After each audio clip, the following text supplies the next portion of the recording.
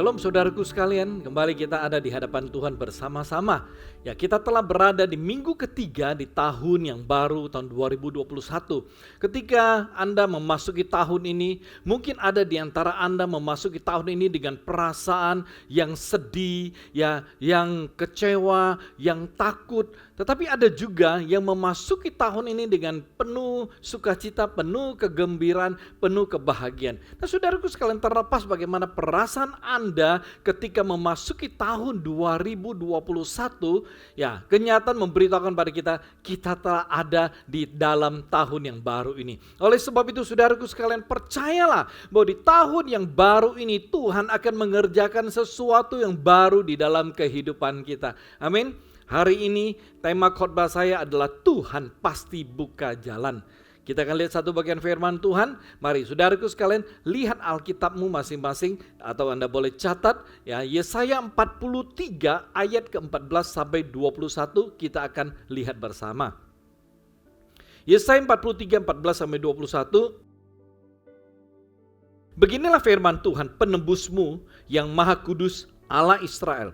Oleh karena kamu, aku mau menyuruh orang ke Babel dan mau membuka semua palang-palang pintu penjara dan sorak-sorai orang Kasdim menjadi keluh kesah.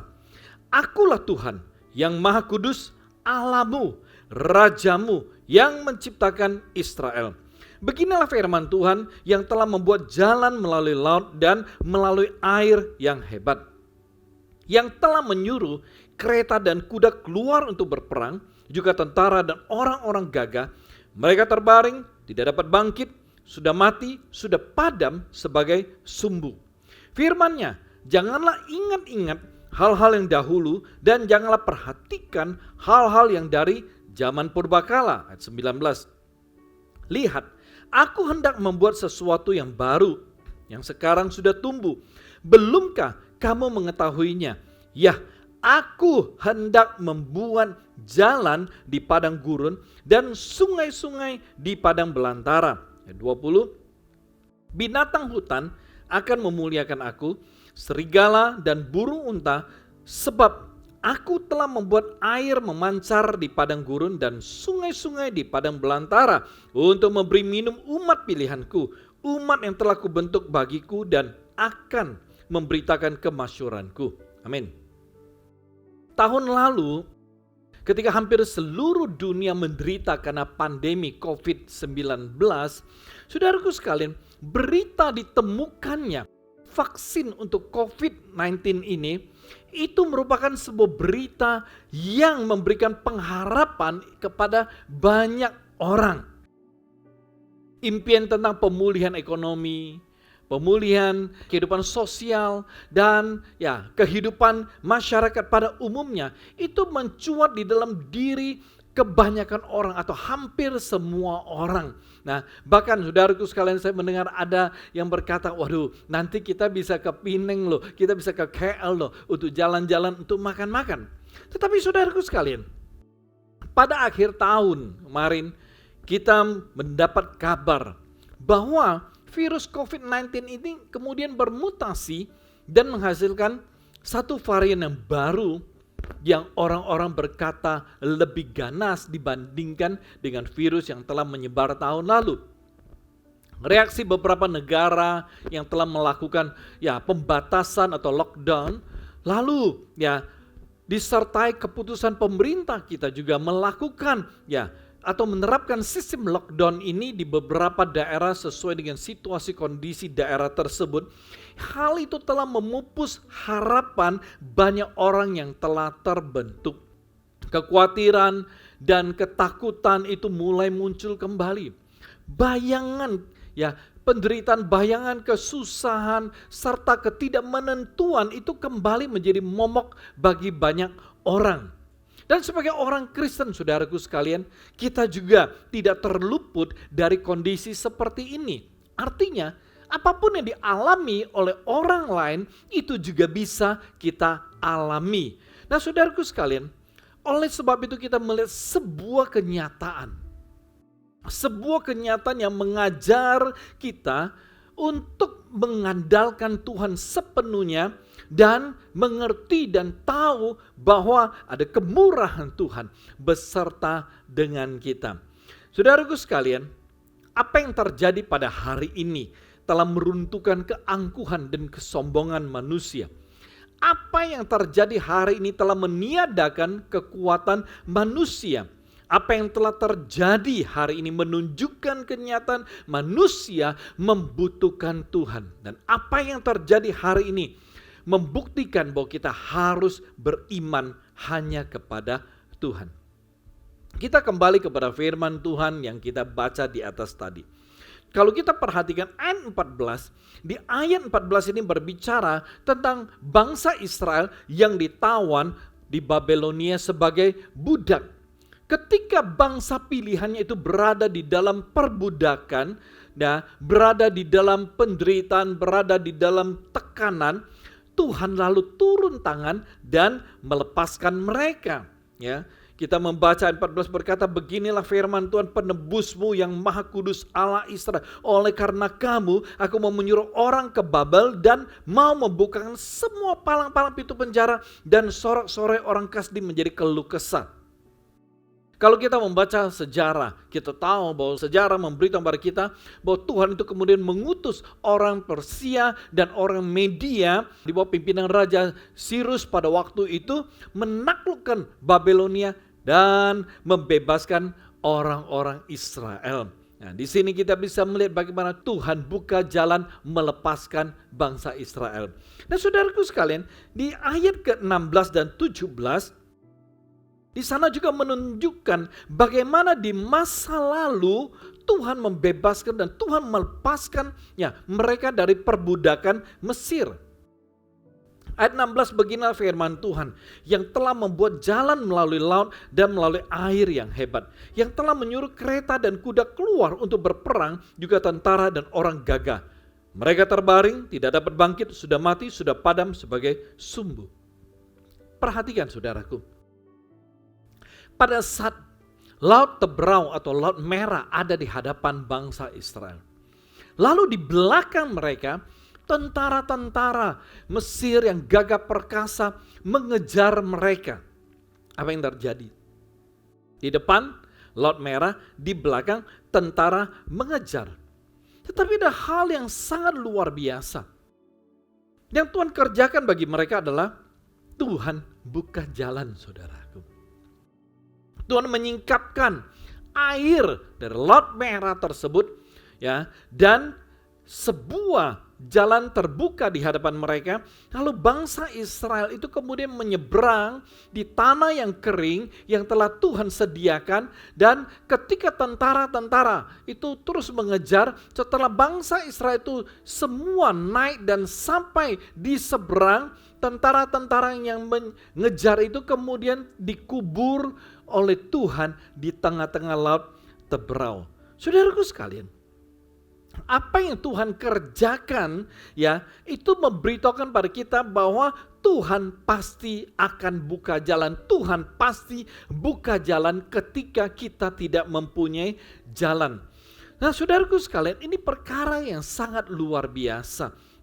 Dan di ayat ke-19 kalau kita perhatikan, saudaraku sekalian, ayat 19 ini berbicara kepada Anda hari ini. Tuhan berbicara kepada setiap daripada Anda. Ayat ke-19 Tuhan berkata, lihat, aku hendak membuat sesuatu yang baru yang sekarang sudah tumbuh. Belumkah kamu mengetahuinya? Ya, aku hendak membuat jalan di padang gurun dan sungai-sungai di padang belantara. Saudaraku sekalian, inilah janji dan karya Tuhan yang akan dinyatakan atas kehidupan setiap kita di sepanjang tahun ini. Dia akan bukakan jalan untuk berbagai kesulitan, masalah, pergumulan yang kita hadapi, yang Anda hadapi. Mungkin ada di antara kita, tahun lalu Anda terpuruk dan terdesak karena pandemi yang telah melanda semua orang dan di berbagai tempat. Dan ketika memasuki tahun yang baru, keadaan Anda itu belum menunjukkan perubahan ke arah yang lebih baik. ya keadaan Anda ya tidak berubah secara signifikan. Mungkin Anda mulai melihat, kayaknya tahun ini atau bulan-bulan ke depan akan seperti tahun kemarin. Hidup serba ya terbatas. Kondisi pekerjaan, kondisi keuangan, kondisi usaha, kondisi ekonomi itu sepertinya tidak akan membaik dengan cepat.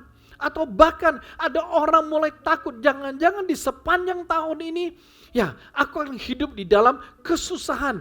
Ya, kenapa? Karena ya masalah virus ini yang tidak mungkin terselesaikan di tahun ini. Nah, saudaraku sekalian, ketika Anda berada di dalam situasi kondisi seperti demikian, saya mau katakan jangan putus asa, jangan menyerah. Dengar apa kata Tuhan kepada Anda pada hari ini. Ya, kalau Tuhan berkata Dia akan bukakan jalan, maka itu yang Tuhan akan lakukan bagimu. Sebagaimana Dia membukakan jalan bagi bangsa Israel dan melepaskan mereka dari perbudakan musuh mereka. Saudaraku sekalian, percayalah bahwa Tuhan juga akan melepaskan Anda dari masalah dan pergumulan yang telah memperbudak Anda selama ini. Dia akan bukakan jalan untuk Anda, saudaraku. Tuhan akan bukakan jalan Anda. Itu adalah apa yang Tuhan katakan kepadamu. Itulah yang Tuhan janjikan kepadamu. Karena itu saudaraku sekalian, hari ini mari buka hatimu, buka dirimu, buka hidupmu. Terima ya kebenaran Tuhan, terima kuasa Tuhan di dalam hidupmu, terima janji Tuhan di dalam hidupmu, terima karya Tuhan di dalam hidupmu. Amin, saudaraku. Nah, menjadi pertanyaan, bagaimana ya kita bisa melihat Tuhan akan membukakan jalan bagi kita? Ya, bagaimana kita bisa melihat bahwa cara Tuhan membukakan jalan bagi kita? Sederhana sekali, saudaraku sekalian. Ada 3 hal yang saya ingin ajak Anda pelajari, mengerti, lalu Anda ya hidup di dalamnya. Karena ketika Anda hidup di dalam ketiga hal ini, saya percaya bahwa Tuhan akan buka jalan untuk Anda. Amin. Oke, hal yang pertama adalah pegang janji Tuhan. Pegang janji Tuhan. Yeskiel pasal 16 ayat ke-62, firman Tuhan berkata seperti ini. Aku akan meneguhkan perjanjianku dengan engkau, dan engkau akan mengetahui bahwa akulah Tuhan. Yang kedua, kita buka Yosua pasal ke-21 ayat ke-45. Yosua 21:45 firman Tuhan berkata, dari segala yang baik yang dijanjikan Tuhan kepada kaum Israel, tidak ada yang tidak dipenuhi. Semuanya terpenuhi. Amin. Nah, saudaraku sekalian, ini hal yang sangat luar biasa. Ketika Tuhan berjanji untuk memberikan tanah Kanaan, ya, atau tanah perjanjian kepada bangsa Israel, yaitu tanah yang berlimpah susu dan madunya, saya katakan Tuhan melakukannya, Tuhan menggenapinya, Tuhan membawa bangsa Israel masuk ke tanah Kanaan. Kita baca Keluaran 6:3 sampai dengan 8. Aku telah menampakkan diri kepada Abraham, Ishak dan Yakub sebagai Allah yang Maha Kuasa. Tetapi dengan namaku Tuhan, aku belum menyatakan diri. Bukan saja aku telah mengadakan perjanjianku dengan mereka untuk memberikan kepada mereka tanah Kanaan, tempat tinggal mereka sebagai orang asing.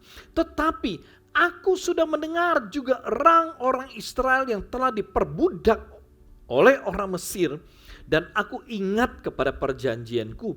Sebab itu katakanlah kepada orang Israel, akulah Tuhan. Aku akan membebaskan kamu dari kerja paksa orang Mesir, melepaskan kamu dari perbudakan mereka, dan menebus kamu dengan tangan yang teracung dan dengan hukuman-hukuman yang berat. Aku akan mengangkat kamu menjadi umatku dan aku akan menjadi Allahmu, supaya kamu mengetahui bahwa akulah Tuhan Allahmu yang membebaskan kamu dari kerja paksa orang Mesir. Dan aku akan membawa kamu ke negeri yang dengan sumpah telah kujanjikan memberikannya kepada Abraham, Ishak dan Yakub. Dan aku akan memberikannya kepadamu untuk menjadi milikmu. Akulah Tuhan. Keluaran 16:35 kita buka lagi. Keluaran 16:35. Orang Israel makan mana 40 tahun lamanya sampai mereka tiba di tanah yang didiami orang. Mereka makan mana sampai tiba di perbatasan tanah Kanaan. Satu lagi, Yosua 1 ayat 2. Hambaku Musa telah mati. Sebab itu bersiaplah sekarang. Seberangilah sungai Yordan ini, engkau dan seluruh bangsa ini, menuju negeri yang akan kuberikan kepada mereka, kepada orang Israel itu. Amin. Nah saudaraku sekalian, perhatikan. Ya, kita melihat ketika Tuhan berjanji kepada bangsa Israel, bahwa Tuhan akan melepaskan mereka dan memberikan mereka tanah perjanjian itu, tanah Kanaan. Itu yang Tuhan lakukan. Tuhan tidak pernah melupakan janjinya. Walaupun janji itu diberikan jauh sebelum bangsa Israel itu ada di Mesir. Janji itu diberikan pada masa Abraham, Ishak dan Yakub. Tetapi Allah tidak pernah melupakan janjinya. Saudaraku sekalian, oleh sebab itu ketika Allah telah berjanji dan memberikan kau janji, pegang janji Tuhan. Kenapa? Karena Allah tidak pernah akan mengingkari janjinya. Allah tidak pernah akan melupakan janjinya. Kalau kita melihat di ayat 19, kalau Allah berkata bahwa dia akan membukakan jalan bagimu, maka itu yang akan Tuhan lakukan. Kalau hari ini saudaraku sekalian, ya engkau merasa engkau berada di jalan buntu, engkau merasa bahwa engkau berada di dalam situasi, kondisi yang tidak baik, engkau merasa bahwa engkau tidak tahu apa yang harus engkau lakukan, bagaimana engkau membuat keputusan, bagaimana engkau bertindak, engkau bingung, engkau tidak tahu bagaimana engkau keluar dari situasimu. Dengarkan apa yang telah Tuhan janjikan padamu. Tuhan berkata bahwa aku akan melakukan sesuatu yang luar biasa, aku akan membuat sesuatu yang baru yang sekarang sudah tumbuh, ya. Belumkah engkau mengetahuinya? Tuhan berkata apa? Aku akan membuat jalan di padang gurun dan sungai-sungai di padang belantara. Saudaraku sekalian, hari ini Tuhan berbicara kepadamu, Tuhan berjanji kepadamu bahwa dia akan melakukan sesuatu yang tidak pernah engkau pikir kira dan tidak pernah engkau bayangkan. Dia akan mengerjakan sesuatu yang di luar pikiranmu, di luar kemampuanmu. Dia akan melakukan sesuatu bagimu dengan memulihkan keadaanmu dengan cara yang sangat luar biasa, dengan cara yang sangat ajaib. Ini janji Tuhan kepadamu. Oleh sebab itu saudaraku, pegang janji Tuhan. Amin saudaraku. Dan kita bersyukur. Kita bersyukur di minggu pertama ya Januari atau di tanggal 3 Januari yang lalu, ya Tuhan telah memberikan kita, ya para pemenangnya, janji ya untuk sepanjang tahun di dalam kehidupan kita melalui ketua sinode kita Bok Sulim. Saudaraku sekalian, ini luar biasa. Tuhan memberikan kita 6 janji ini. Ya, ada penyertaan Tuhan sehingga kita tidak perlu takut, itu janji pertama. Nah, saudaraku sekalian, di sini kita bersyukur. Ya, kalau Tuhan selalu ada bersama dengan kita, ya kita tidak perlu takut. Janji kedua, Tuhan sendiri akan ya menjadi Allah kita sehingga kita tidak bimbang. Saudaraku sekalian, perhatikan. Apabila yang maha kuasa itu menjadi Tuhan kita, apa sih yang kita risaukan di dalam hidup kita? Janji yang Tuhan berikan kepada kita bahwa yang ketiga, dia akan meneguhkan kita. Saudaraku sekalian, saat kita lemah, ya saat kita tidak berdaya, Tuhan akan kuatkan kita, bahkan dia akan tegakkan kita kembali. Dan yang keempat, Tuhan berjanji dan memberikan kita janji, dia akan menolong kita. Saudaraku sekalian, oleh sebab itu jangan takut dengan masalah, jangan takut dengan pergumulan kita, walau masalah, walau pergumulan kita itu begitu besar, begitu berat, tapi Tuhan telah berjanji menolong. Saat tidak ada orang yang mau menolong, saat tidak ada orang yang mampu menolong, perhatikan, ingat janji Tuhan, dia akan menolong kita. Amin. Janji kelima yang diberikan kepada kita, itu Tuhan akan memegang kita dengan tangan kanannya dan membawa kita kepada kemenangan. Saudaraku sekalian, kalau Tuhan memegang tangan kita dengan tangan kanannya. Saya percaya kita tidak akan jatuh, kita tidak akan gagal dan kalah atas berbagai godaan dan cobaan yang datang di dalam kehidupan kita. Amin, saudaraku. Dan yang keenam, janji yang diberikan kepada kita, Tuhan membela dan meniadakan semua yang melawan kita. Haleluya. Nah, saudaraku sekalian, kalau Tuhan di pihak kita, siapa lawan kita? Tidak ada. Kita ini adalah seorang overcomer yang akan berjalan dalam kemenangan di sepanjang tahun ini. Oleh sebab itu, saudaraku sekalian, perhatikan, hiduplah di dalam janji ini. Peganglah janji ini. Maka engkau akan melihat bagaimana Tuhan membukakan jalan bagi Anda. Ketika Anda berada di dalam kesulitan, ketika Anda berada di dalam kesusahan, ketika Anda berada di dalam masalah, ketika Anda berada dalam tantangan, Tuhan akan menolongmu. Tuhan akan membukakan jalan bagimu. Oleh sebab itu, saudaraku sekalian, pegang apa yang telah Tuhan janjikan kepada kita. Hiduplah di dalam janji-janji ini. Amin, saudaraku. Oke, kita lihat hal yang kedua. Poin yang kedua, bagaimana kita bisa melihat Tuhan itu akan buka jalan bagi kita. Yang kedua adalah bertekun dalam iman kepada Tuhan. Bertekun dalam iman kepada Tuhan. Kolose pasal 1 ayat 23 bagian A. Kitab Kolose pasal 1 ayat 23a, firman Tuhan berkata seperti ini. Sebab itu kamu harus bertekun dalam iman, tetap teguh dan tidak bergoncang. Menarik. Sebab itu kamu harus bertekun dalam iman, tetap teguh dan tidak bergoncang. Saudaraku sekalian, apa yang dimaksud dengan bertekun dalam iman? Bertekun di dalam iman artinya kita harus memelihara iman kita. Lalu yang kedua adalah tidak tergoncangkan oleh berbagai situasi kondisi kita. Jadi dengan kata lain, beriman adalah Anda selalu memelihara iman Anda kepada Tuhan dan tidak tergoncang, tidak terpengaruh oleh berbagai situasi dan kondisi.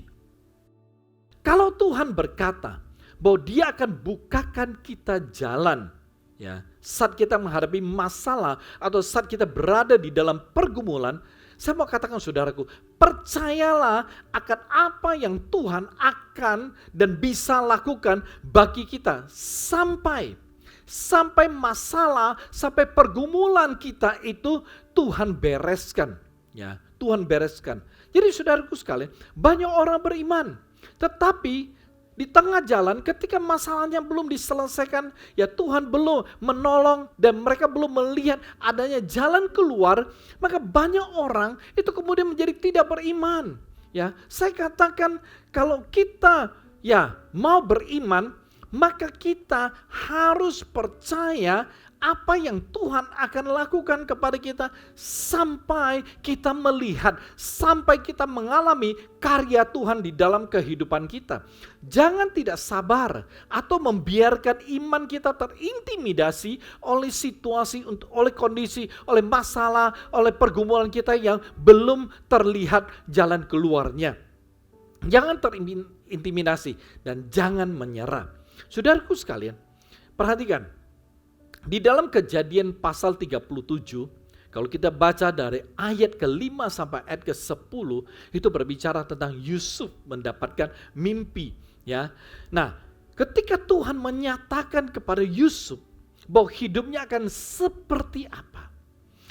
Saudaraku sekalian, apa yang Yusuf lakukan? Yusuf mempercayai apa yang Tuhan katakan. Dia terus mempercayainya dan dia hidup di dalam apa yang dia lihat di dalam mimpinya. Ini luar biasa. Yusuf terus memelihara imannya terhadap apa yang Tuhan telah perlihatkan kepadanya akan masa depannya. Saudaraku sekalian, ketika dia terus mempercayai, dia terus memelihara imannya, maka akhirnya kita melihat Yusuf mendapatkan, Yusuf memperoleh apa yang dia lihat. Dia memperoleh apa yang telah Tuhan perlihatkan kepada dia melalui mimpi. Kita melihat, kalau kita perhatikan baik-baik, di pasal yang sama, ayat ke-11 atau ayat terakhir dari perikop tersebut, kita lihat ayat itu berbunyi seperti ini. Maka irilah hati saudara-saudaranya kepadanya. Tetapi ayahnya menyimpan hal itu di dalam hatinya. Itu terjemahan baru. Saudaraku sekalian, saya ajak Anda melihat ayat ini tetapi dalam versi bahasa Indonesia sehari-hari. Abang-abang Yusuf iri hati kepadanya, tetapi ayahnya tetap memikirkan mimpi itu. Ini menarik. Saudaraku sekalian, ketika Yusuf menceritakan mimpi-mimpinya kepada saudara-saudaranya, kepada orang tuanya, mungkin saudara-saudaranya tidak percaya, marah, kesal, iri. Tetapi Yakub itu kemudian memikirkan hal tersebut. Yakub menyimpan di dalam hatinya. Artinya apa saudaraku sekalian? Artinya Yakub terus memikirkan hal itu di dalam hatinya.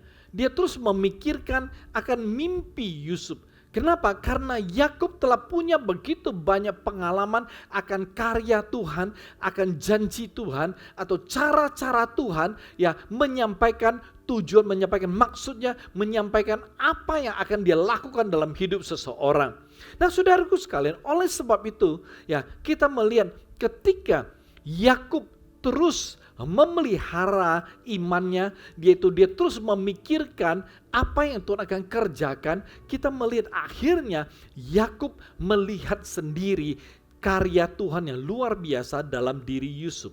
Jadi saudaraku sekalian, ketika kita bicara bertekun di dalam iman adalah kita terus menerus untuk mempercayai bahwa Tuhan akan menggenapi janjinya atas kita. Kita terus percaya bahwa Tuhan sanggup melakukan perkara-perkara yang besar bagi kita. Kita percaya bahwa Tuhan bisa memberikan kita solusi atas berbagai masalah, pergumulan, penderitaan, dan hal lainnya. Nah saudaraku sekalian, kalau Tuhan berkata hari ini bahwa tidak ada yang mustahil, kalau Tuhan berkata hari ini kepada Anda bahwa tidak ada yang sulit, saya katakan terus imani, terus percayai. Seperti Yusuf dan Yakub. Ketika saudara berada di jalan buntu, ketika tidak ada yang sanggup menolongmu, saya mau katakan Tuhan akan bukakan jalan bagimu. Ketika engkau terus mempercayainya, ketika engkau terus mengimaninya, Tuhan pasti akan buka jalan bagimu. Oleh sebab itu saudaraku sekalian, hari ini apa yang Anda hadapi di dalam kehidupanmu, kalau Tuhan telah berkata Dia akan buka jalan, Dia pasti buka jalan, imani, percaya, terus percaya. Sampai kapan? Sampai Tuhan membukakan jalan. Sampai kapan? Sampai Tuhan mengangkat pergumulanmu. Sampai Tuhan menyelesaikan masalahmu. Sampai Anda mengalami dan menerima pemulihan.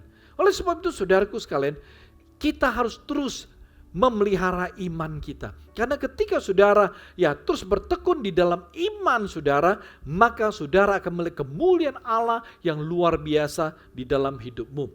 Poin yang terakhir, poin yang ketiga, bagaimana kita bisa melihat Tuhan akan buka jalan untuk kita.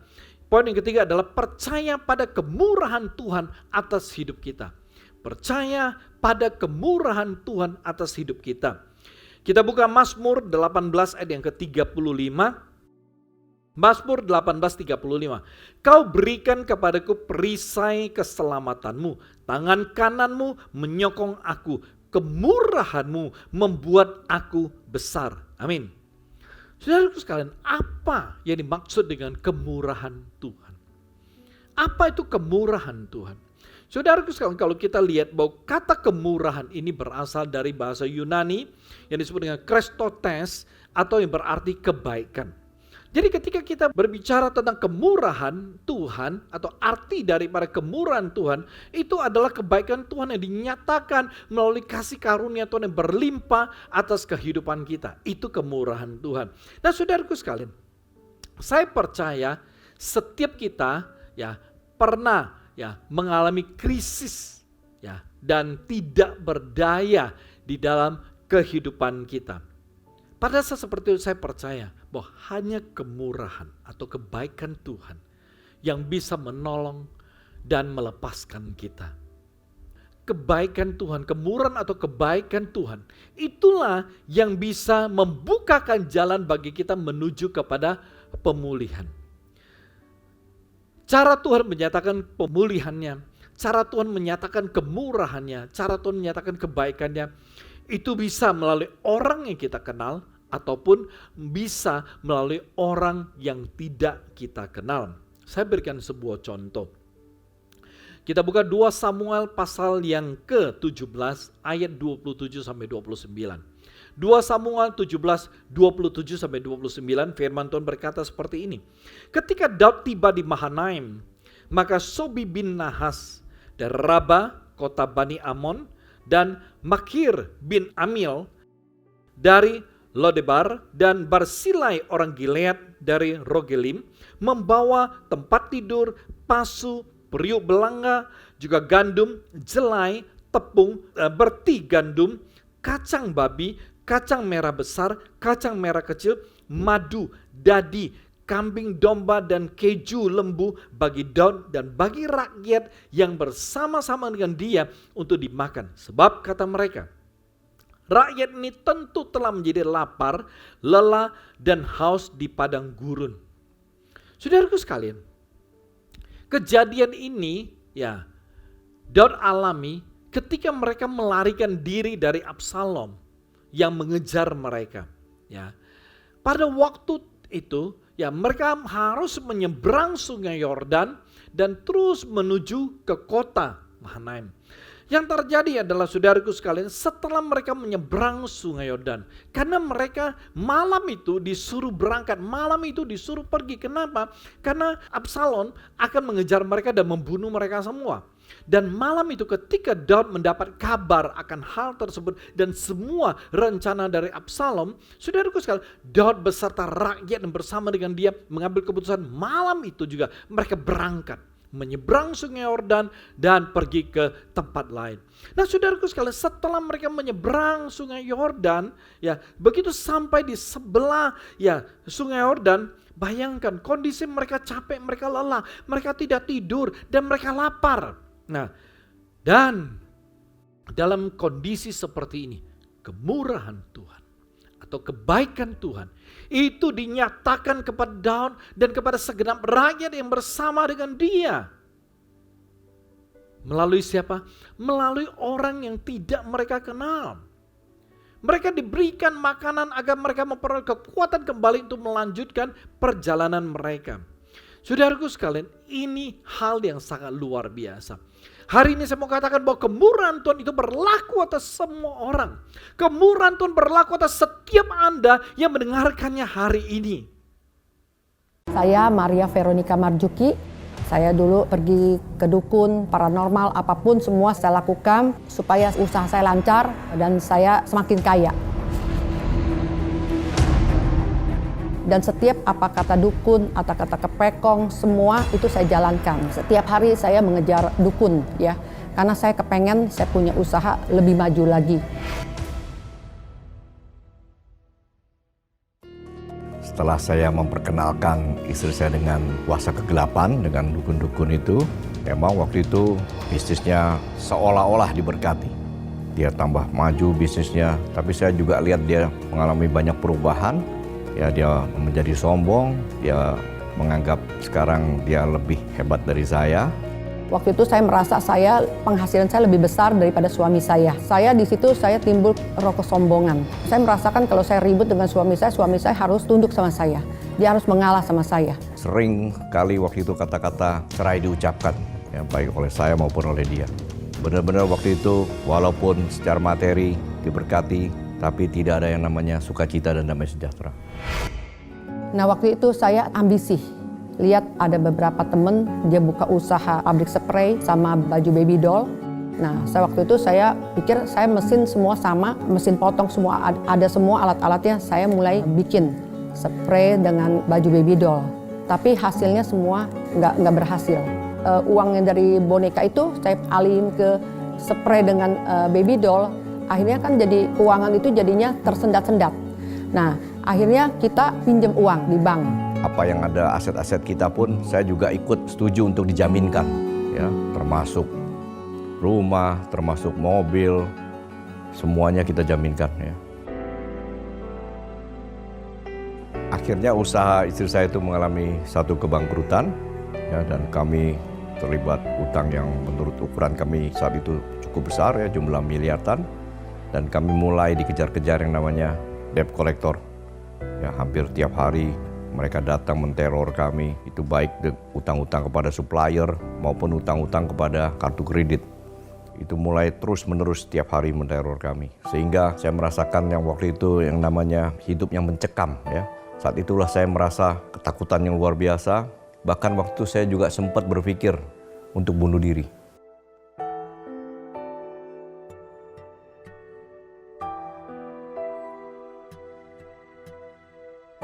Dan semua dukun-dukun yang saya andalkan itu gak ada satupun yang bisa menolong saya lagi. Karena saya merasakan hidup saya ini banyak dosa, dan waktu itu saya ngomong sama hamba Tuhan, Debbie. Saya bilang, apa yang saya harus lakukan? Saya cerita sama dia. Saya dulu ke dukun, saya begini, saya cerita semuanya bahwa saya tuh percaya dengan kuasa kegelapan. Nah, waktu saya doa pelepasan, saya tuh mengalami saya muntah-muntah. Ya, saya nangis, saya jerit-jerit, sampai ingus udah jadi satu dengan air mata. Terus saya meraung-raung, muntah-muntah gitu ya, udah. Setelah itu, setelah saya udah doa pelepasan, saya merasa saya enteng, saya punya beban, saya punya beban ya, tapi saya merasa, waduh, lepas banget. Itulah ya, kalau saya lihat di firman Tuhan bahwa damai sejahtera yang Tuhan berikan itu tidak sama dengan damai sejahtera yang ada di dunia ini. Itu yang saya rasakan.